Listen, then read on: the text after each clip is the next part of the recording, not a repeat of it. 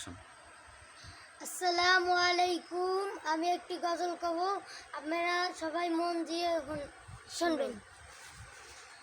আমার মনের ঘরে তার রেখেছি যারে, দো জাহানের বাদশা নবী কামরিয়ালা রে, দো জাহানের বাদশা নবী কামরিয়ালা রে, দো জাহানের বাদশা নবী কামরিয়ালা রে। মোরা যদি ডানাওয়ালা পাখি হইতাম, ওই মদিনা দেখার লাগি উড়ে যাইতাম।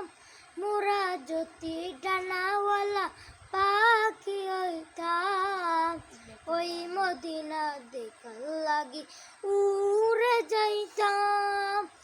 এক নজরে